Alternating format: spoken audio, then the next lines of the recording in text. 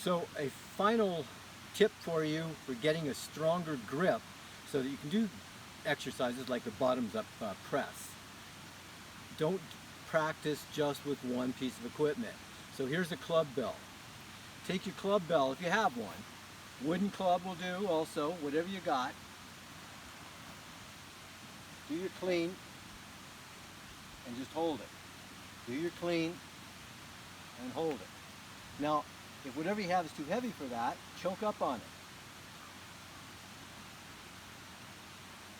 Doesn't matter how far you choke up. You practice with whatever you have and learn how to make the most out of it. So, as you get stronger then, and you go up to a heavier Clubbell, same idea, get you clean. Again, if that 5-pound jump from a 10 to a 15, for example, is too much, just choke up for it. You got all this area where you can choke up, and that changes the leverage, which changes the impact and the requirements for your body. So, and you have that same good, firm, tight connection, right? Again, if it's too much, adjust wherever you need to be. Then after doing that, and you're proficient with it, you can hold it for a while, for like, let's say 20, 30, 40, 50 seconds. Then go ahead and put some walk into it. Keep yourself upright and connected all the way through. Once you can do that, again, just like we did with the kettlebell, go ahead and do your lunges. And because the leverage is such a potent aspect of Clubbell training, you're going to find that it's going to work the same muscle sometimes, but it's going to work it in a different way. Because with your kettlebell, the weight's right down here. Even if it's upright, it's directly above your hand. Well, when you're using your Clubbell, it's a different story. Okay? So because you've got this leverage here, it's not down there for you. All right? Now, let's take a look at another possibility.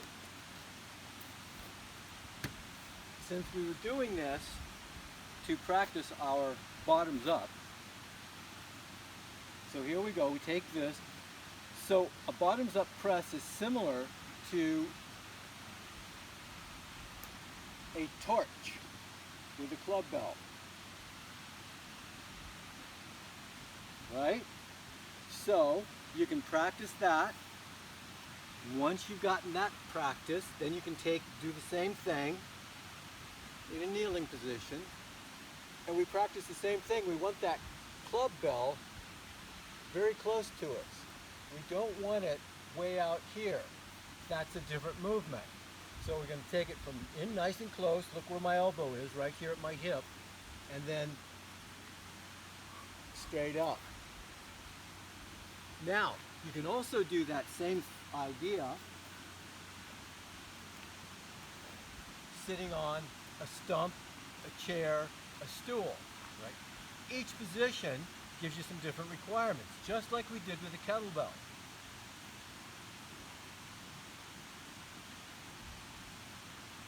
Notice here, I want to have that directly above me. I don't want to lean back, nor do I want to sit up nice and straight and let my arm drift forward. So you'll see that whether I'm using a Clubbell or a kettlebell, many of the same basic principles that we have to use to do it safely, intelligently, and in ways so that we keep ourselves strong and healthy, therefore allowing us to do what? Play every single day.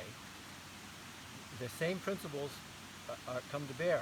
Now, final thought on this. If you don't have a Clubbell, you just have an Indian club, most Indian clubs don't allow you to choke up as much on it.